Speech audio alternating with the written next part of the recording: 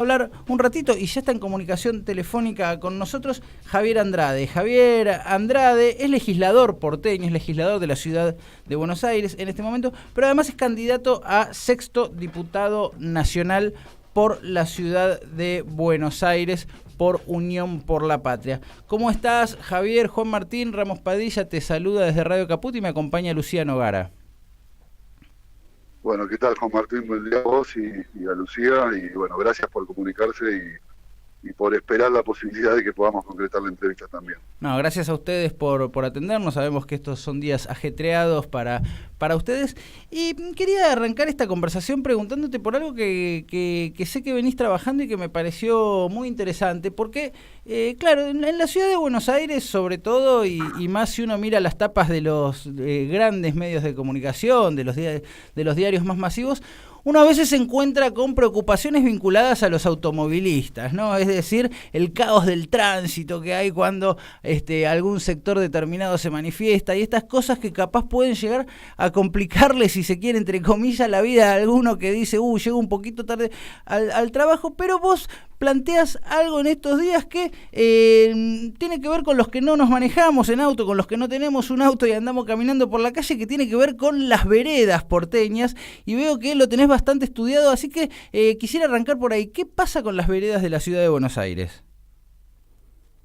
No, mira, básicamente lo que pudimos intentar visibilizar y de alguna manera, no por ustedes que en términos generales tratan de tener multiplicidad de voces en quienes se presentan las distintas miradas que hay particularmente respecto a la ciudad, en una tarea que llevamos cotidianamente que tiene que ver con revisar el boletín oficial de la ciudad de Buenos Aires, nos encontramos con que había convocado el gobierno de la ciudad una licitación, para decirlo de manera sencilla, de inspectores de veredas. Inspectores de veredas. Una 2.600 millones de pesos para contratar a una empresa tercerizada que su tarea principal sería llevar adelante la inspección de cómo se lleva adelante el mejoramiento de las vías peatonales, es decir, las veredas. La verdad que es una excusa de alguna manera para poner en evidencia cómo siempre hay una mirada que tiene que ver con favorecer al sector privado. Obviamente nosotros entendemos que el gobierno de la Ciudad de Buenos Aires podría contar con el personal de espacio público, del área que corresponda, que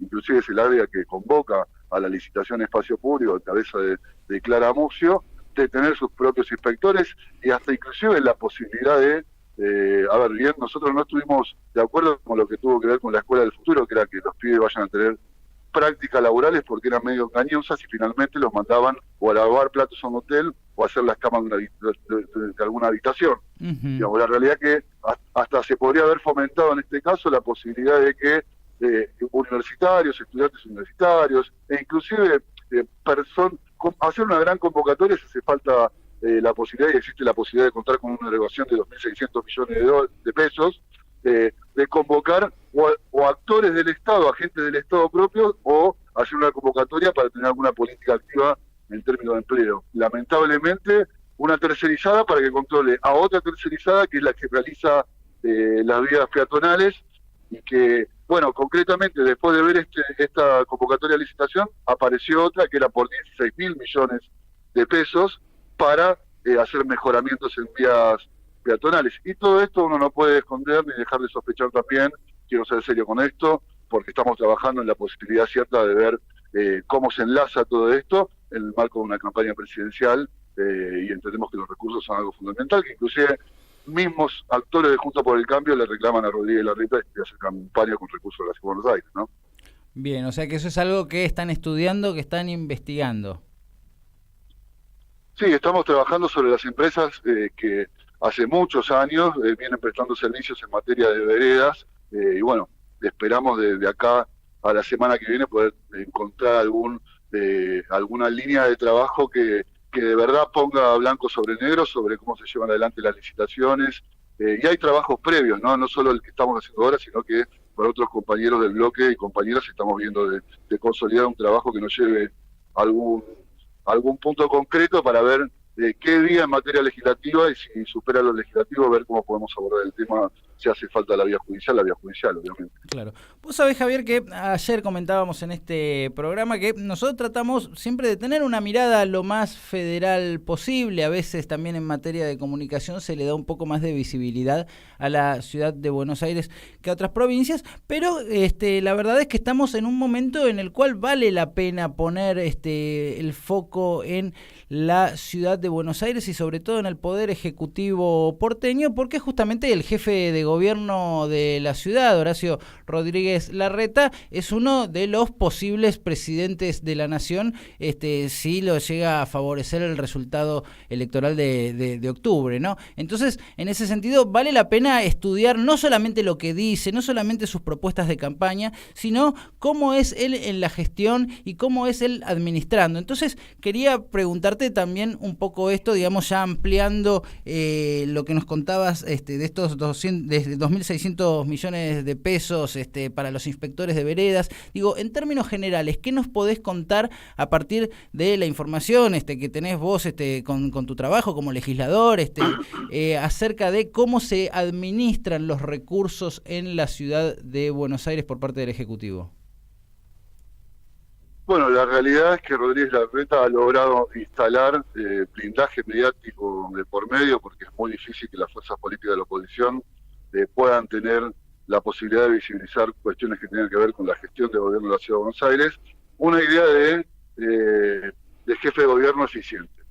La realidad es que desde nuestro punto de vista, y hay costados que pueden tener con cuestiones ideológicas, pero hay otros que tienen que ver con el sentido común propiamente. Nosotros vemos que no solo el gobierno de Rodríguez Larreta, sino los dos gobiernos de Mauricio Macri y los dos gobiernos de Larreta, que suman 16 años, no han resuelto los problemas de fondo que tiene la Ciudad de Buenos Aires y, contrariamente a eso, han profundizado y de alguna manera, como decíamos antes también, de manera concreta han ido contra lo que tiene que ver con el Estado y lo público a favor de lo privado. Yo doy un par de ejemplos nada más, como en materia de salud y educación, particularmente cuando asume el gobierno Mauricio Macri en el 2007, el presupuesto de educación y salud, entre los dos, superaban más del 50% del presupuesto de la Ciudad de Buenos Aires. Hoy arañan el 32%, con lo que muestra de manera concreta, y ahí se ven los reclamos que vienen haciendo de aquellos padres, alumnos y docentes que son parte de la educación pública,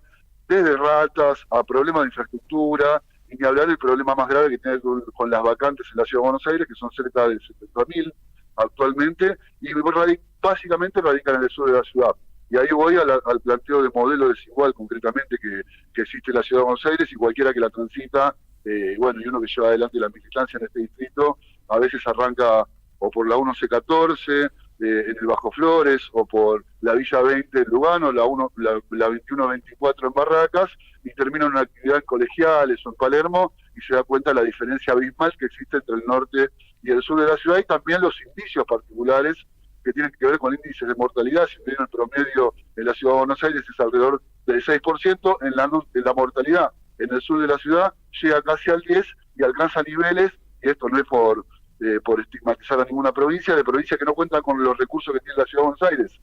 Entonces el modelo desigual concretamente muestra y pone de manifiesto la ineficiencia de Rodríguez Larreta en la gestión de un presupuesto que para este año, Juan Martín, es nada más y nada menos que más de 2 billones de pesos. Es decir, estamos hablando que el 1% del presupuesto de la Ciudad de Buenos Aires son 10.000 millones de pesos. Una barbaridad que debería resolver los problemas estructurales de manera clara, ¿no? Y Javier, te hago una consulta. ¿Cuáles crees, no solo con tu experiencia, sino también ahora que estás otra vez de cara a volver a estar en las listas, que tienen que ser los ejes o las prioridades quizás de la agenda legislativa de Unión por la Patria? Sí, yo, vengo, como ustedes decían, ¿no? Yo estoy terminando mi segundo mandato en la legislatura de la Ciudad de Buenos Aires. Ahora estoy como candidato a diputado nacional. Mi agenda hasta el momento había sido solamente local, que tiene que ver con la ciudad, particularmente en la Ciudad de Buenos Aires. Creo que los temas como la vivienda particularmente, ¿no? Y el tema de alquileres, que es un tema que hay que abordar de una manera estructural, y es otra de las grandes deficiencias del gobierno de Rodríguez Larreta, que no ha tenido una política, más allá de que se iniciaron procesos de urbanización en algunos barrios populares, no alcanzan a ser 3.500 viviendas las que se construyeron en todos los barrios populares de la ciudad, ¿no? No digo, celebramos que exista esa posibilidad, más allá de muchas deficiencias que hay en materia de construcción, por la calidad de las construcciones, pero bueno, tenemos cerca de 350.000 personas viviendo en asentamientos y villas miserias en la ciudad de Buenos Aires. Y por otro lado tenemos cerca de 200.000 viviendas vacías que ponen de manifiesto dónde hay un problema y para quién se construye en la ciudad de Buenos Aires, con muchísimas excepciones, digamos, en materia del código urbanístico que se hicieron para beneficiar a la especulación inmobiliaria. Y a nivel nacional, desde el peronismo, digamos, del cual soy parte de la Unión por la Patria, entiendo que siempre el proyecto político va en dirección de las tres banderas del justicialismo, ¿no? La soberanía política, la independencia económica y la justicia social como parámetros centrales de una gestión que tiene que ver nunca traicionar esas tres banderas. Las urgencias son muchas, particularmente en materia económica, lo que tiene que ver con el FMI, plantea una renegociación importante y desde la política, ya que fue un préstamo político, pero entendemos que hay muchos más desafíos para atravesar en esta idea federal de la Argentina, donde hoy no puedo dejar de mencionar el problema que está teniendo la población de Jujuy. Estoy en el Congreso mientras hablo con ustedes, esperando que se haga la conferencia de prensa por los últimos acontecimientos que el gobernador, por decirle de una manera diplomática, Morales, está llevando adelante un nivel de persecución y represión al conjunto del pueblo que avasalla los derechos de una manera brutal, extendiendo los límites, ¿no?, cada vez más, ¿no? Así que, bueno, en principio acompañar a nuestro pueblo de Jujuy y bueno, también pensar en un país, en una Argentina, donde nunca más van a pasar ese tipo de situación. Gobernador que además es el candidato a vicepresidente de Rodríguez Larreta, y aprovecho ahí para preguntarte, ¿crees que si efectivamente se convirtieran ellos en quienes conducen el país, el modelo represivo de Jujuy es algo que se trasladaría al resto del territorio nacional, o es algo que lo mantendrían en aquel bastión que tienen desde hace años con Morales a la cabeza? Sí, la verdad que lo que pareciera es que Juan Martínez que es un tubo de ensayo, ¿no? Como lo fue al principio del gobierno de Mauricio Macri. Es decir, una de las primeras situaciones que pasaron fue la detención de Milagros Sala en Jujuy, ¿no? Previa, digamos, modificación de la Corte Suprema de Jujuy o el Tribunal Superior de Justicia, no recuerdo el nombre exacto que tiene, poniendo a personas, agrandándola y sumándole a los miembros personas de su propio riñón, ¿no? Obviamente ahí también no existe la diferencia entre los tres poderes. Yo creo que, yo no tengo dudas, que de distintas formas Rodríguez Larreta y Patricia Bullrich y Morales, que la verdad muchas veces pareciera mucho más perverso y más concreto su accionar represivo y persecutorio, no tienen grandes diferencias, digamos. Sobre todo en las cuestiones de fondo, ¿no?, que tienen que ver con lo económico, con los derechos de los trabajadores y en este particular con materia de derechos humanos. Rescato la acción también de Horacio Petragala como secretario de Derechos Humanos, presentando los habeas corpus y llevando adelante, bueno, en el mismo momento que se dio la represión alrededor del 20 de junio, no recuerdo bien, se hizo presente también. Creo que es la manera de afrontar este tipo de situaciones, denunciando, pero también acercándose y teniendo presencia, por lo menos de las áreas que tienen más relevancia en ese sentido. Pero claramente me preocupa para nuestro país la posibilidad de que lleguen al gobierno tanto Larreta como Patricia Bullrich, acompañado uno por Petri y otro por Morales, que ya, bueno, han tenido participaciones muy tristes en políticas de gobierno en la Argentina, ni hablar del gobierno de la Alianza, que terminó con un desastre económico y social, que terminamos con el que se vayan todos y casi 30 muertos en las calles de nuestro país, ¿no? Javier, hablabas al principio de esta conversación, mencionaste el término blindaje mediático por parte del gobierno de la ciudad. ¿Cómo digo? Porque es interesante también, es un término que muchas veces se repite y no y uno tal vez no tiene tan claro cómo opera, ¿no? Entonces, ¿cómo se construye? ¿Nos podés contar cómo crees que se construye ese blindaje mediático del cual hablas? ¿Por medio de la pauta? ¿Cómo es que se logra que ciertas cosas se invisibilicen o se muestren distintas de lo que son? Bueno, creo que es una pregunta retórica, entiendo, Martín, porque creo que a ver, yo me haría algunas preguntas para responderlo.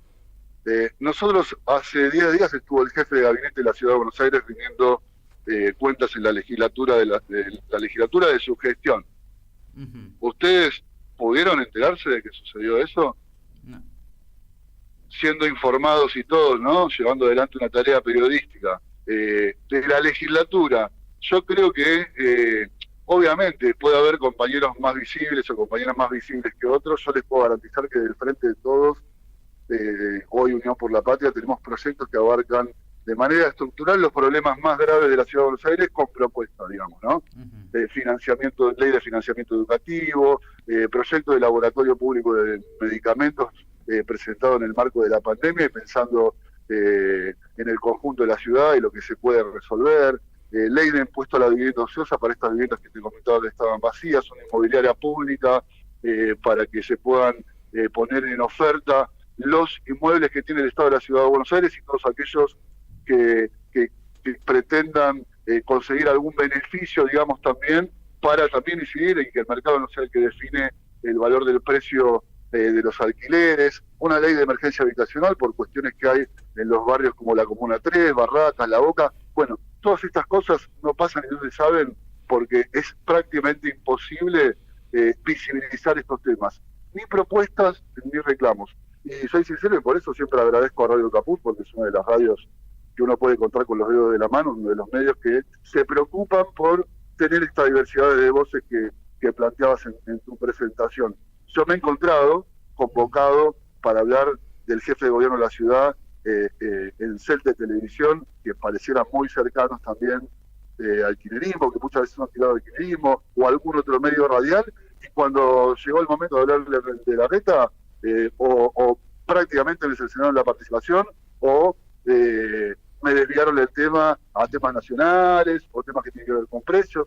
Bueno, la realidad es que existe eso. El poder económico que tiene y lo que destina el gobierno de la Ciudad de Buenos Aires en materia de pauta publicitaria, e inclusive te estoy diciendo de lo que uno puede ver concretamente en el presupuesto, ¿no? Porque después es muy difícil área por área encontrar, y hay programas y distintas cuestiones que pueden ir en esa dirección. De ahí un poco la sospecha de lo que te decía de esto de los inspectores de veredas, ¿no? Hay muchas cuestiones y en un presupuesto tan grande, vos pensás, y yo te decía que 10.000 millones de pesos es el 1% del presupuesto, que obviamente se utiliza políticamente para impedir que se visibilice, se conozca la tarea de la legislatura en el momento que hoy no tiene mayoría, prácticamente no tiene funcionamiento de la legislatura, entonces no pueden avanzar, por ejemplo, con convenios urbanísticos para construir más a cambio de dinero con alguna constructora, y no somos noticias de ninguna manera, no hay manera de visibilizar, por eso siempre agradecer la posibilidad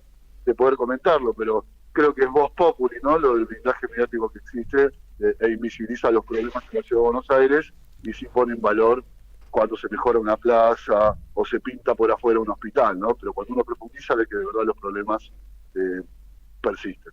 Sí, sería interesante, se me ocurre también en ese sentido, no sé si a esta altura tan temprana ya tenés algún tipo de agenda acerca de en qué áreas trabajarías ya como diputado nacional en caso de poder sentarte en una banca del Congreso, pero hubo una discusión muy fuerte que se generó durante el gobierno de Cristina Kirchner y que tuvo que ver con la aprobación de una ley de medios que después fue mutilada por Mauricio Macri, y hoy quedamos en un limbo en el cual hay muchísimo para avanzar, ¿no? Digo, y me parece que ahí sería interesante que el Congreso de la Nación en algún momento vuelve a recoger ese guante.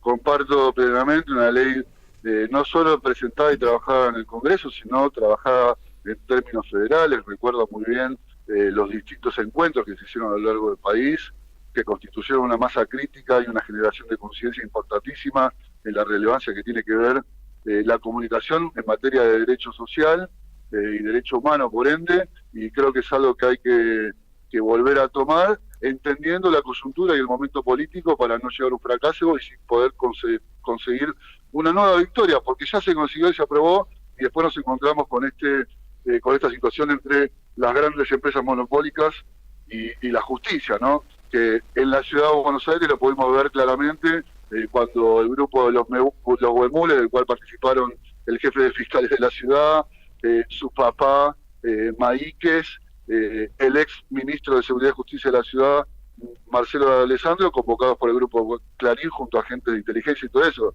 Vuelvo a esto, ¿no? Mediante una cautelar, lamentablemente se tiró para atrás una ley que había sido aprobada en el Congreso, pero eso es algo inadmisible para revisar también. En materia judicial hay mucha tarea para hacer a nivel país y federal, y creo que obviamente que la ley de comunicación de medios no es tarea de un legislador, sino del espacio político, ¿no? En general, para construir otra vez la posibilidad de avanzar en esa situación, que no tiene más que ver con la posibilidad de diversificar las voces que existan en nuestros medios de comunicación.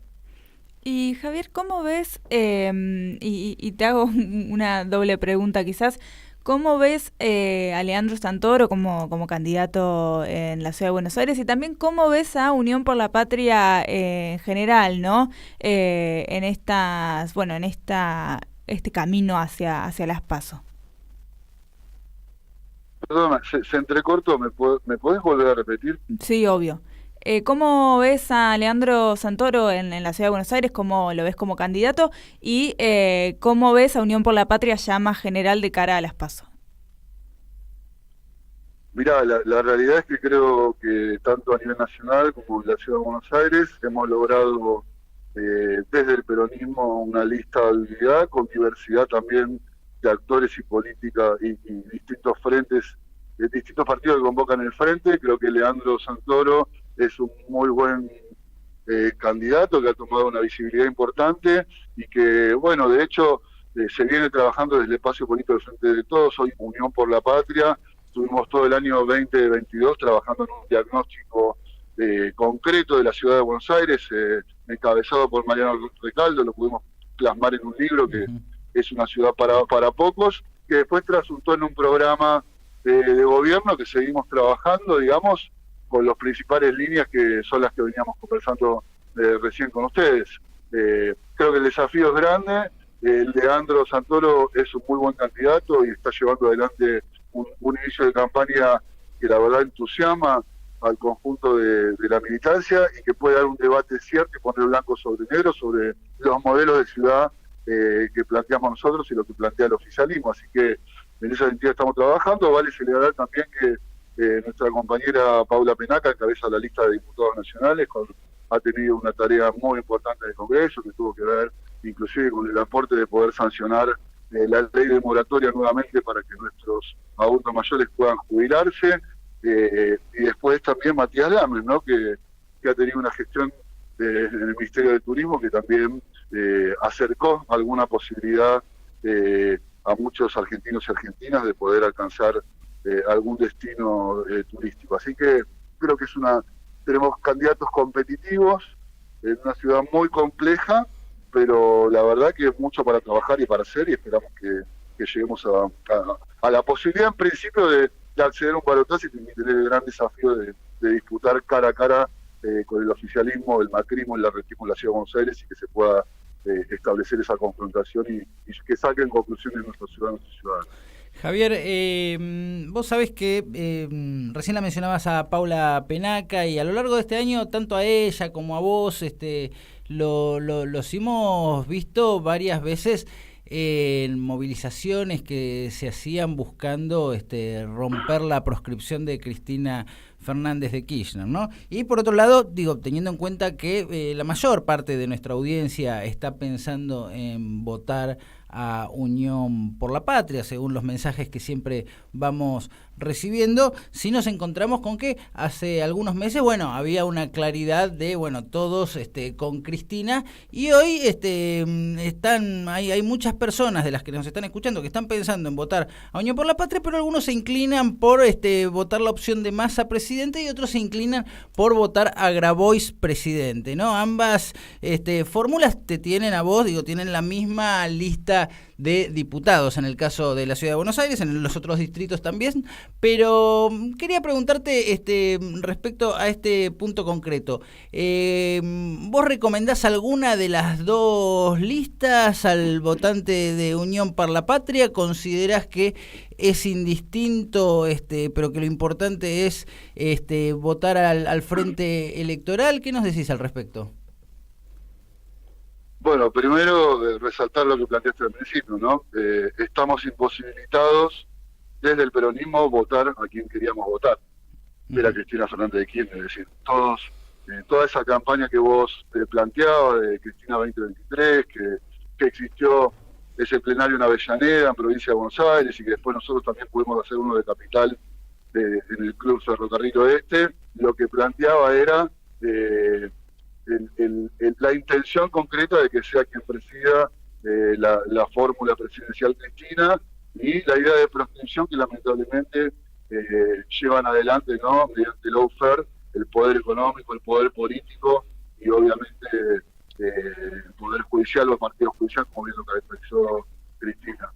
Yo creo que el peronismo en su conjunto logró una fórmula de unidad que en este caso Sergio Massa y Agustín Rossi encabezan, y entiendo que la fórmula que más competitiva, digamos, de cara también, y no me gusta la idea de que nos une el espanto, pero claramente tenemos que tener un nivel de conciencia y entender que las contradicciones principales en este momento también superan algunas contradicciones secundarias, y obviamente que nosotros acompañamos de manera contundente lo que planteó Cristina en Aeroparque, ¿no? Ella planteó una lista de unidad en la conducción estratégica y es expresada por Massa y Rossi, así que entiendo después que haya compañeros que todavía no hayan podido saldar alguna cuestión respecto a cómo se fueron enterando del cierre de listas y todas esas cosas que pasan en cada uno cada vez que tenemos esos cierres, pero la realidad es que entiendo que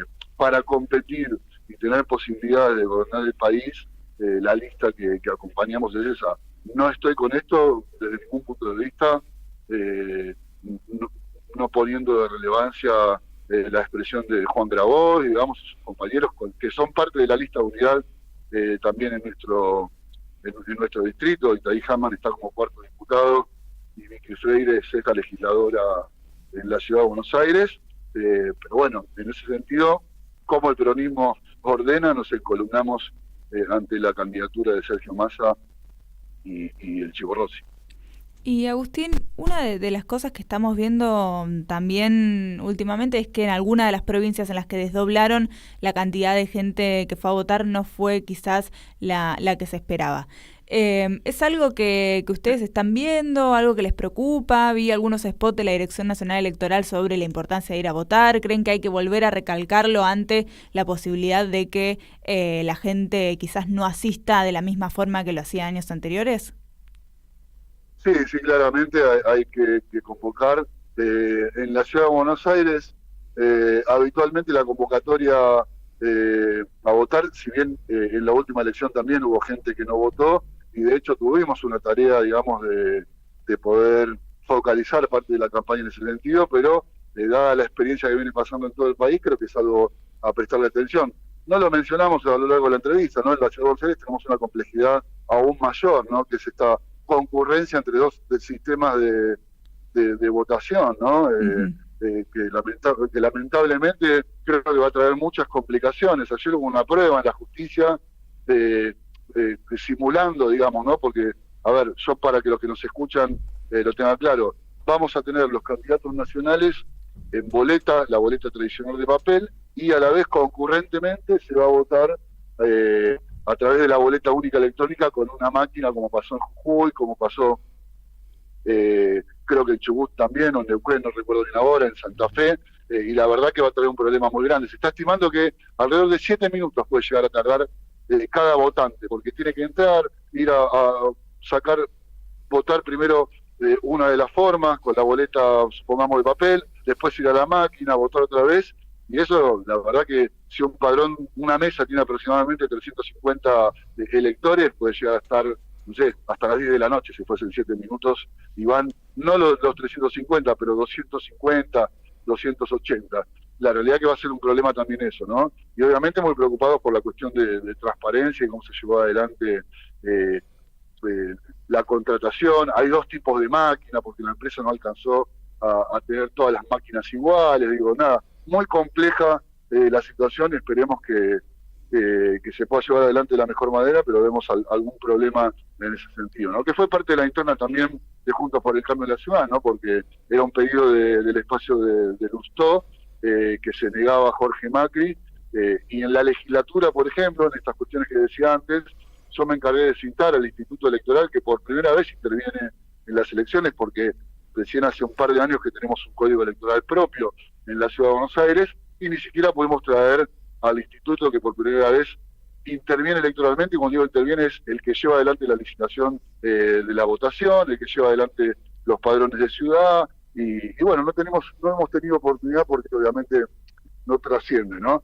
Pero creo que hay que poner un llamado de atención en la concurrencia de 2 sistemas distintos para votar en la Ciudad de Buenos Aires en una misma elección o un mismo día. Javier, para terminar, te pregunto una pregunta, te pregunto algo tal vez un tanto frívolo, si se quiere, más allá de que uno como militante está donde tiene que estar, ¿te entusiasma la idea, la posibilidad de pasar de la legislatura porteña al Congreso de la Nación, o sentís que vas a extrañar las discusiones vinculadas a la ciudad? No, creo que son 2 cosas muy distintas. Primero, antes que nada, Juan Martín, y esto no es una respuesta, digamos, de cassette, pero la realidad es que en el lugar que uno pueda aportar como militante, siempre se siente orgulloso de hacerlo. La verdad que me siento un privilegiado de haber podido cumplir 2 mandatos como legislador en la Ciudad de Buenos Aires. Imagínate que somos 3 millones de habitantes y son solo 60 legisladores. Yo porque nuestro espacio político lo definió así, desde mi organización y desde el espacio que conduce Cristina y Máximo Kirchner también, tuve la posibilidad y espero haber llevado esa tarea como corresponde, y entiendo que de alguna manera pude cumplir esa tarea, y la verdad que sí, obviamente compartir con compañeros y compañeras que ya vienen llevando esta tarea en la Cámara de Diputados y pensar en el aporte distinto, ¿no? Que tiene que ver con el país en su conjunto, si bien representamos a la ciudad, poder hacer esos aportes. Las materias que yo vengo llevando adelante tienen que ver con vivienda, con la planificación urbana, con salud también, digamos, y bueno, espero que desde el lugar que puede adquirir algún conocimiento, aportar, y obviamente también sumar otros conocimientos y tener una mirada más estructural e integral del país, que es un desafío muy grande también, ¿no? Javier Andrade, legislador porteño, candidato a diputado nacional por Unión por la Patria, por la Ciudad de Buenos Aires. Te agradecemos muchísimo esta conversación con Radio Caput, y si te parece, te propongo que entre las PASO y las generales volvamos a tener, si tu agenda te lo permite, una nueva charla. Volvamos a hacerlo, pero con un mate y presencial, Juan Martín. Dale, listo, quedamos así, nosotros asumimos el compromiso. Si no, se me acalambra la mano. Mate, café con leche, vos elegís, dale, quedamos así, te estaremos yo esperando. Factura, no hay problema. Listo, espectacular. Acá ya el operador técnico sonriendo, no sabes cómo. Un fuerte abrazo. Un abrazo grande, hasta luego. Chau. Bueno, interesante conversación con Javier Andrade en este ciclo de entrevistas que vamos haciendo cada día a los distintos candidatos, candidatas, a distintos espacios, diputados, presidente, vicepresidenta, desde distintos lugares del país también, ¿no?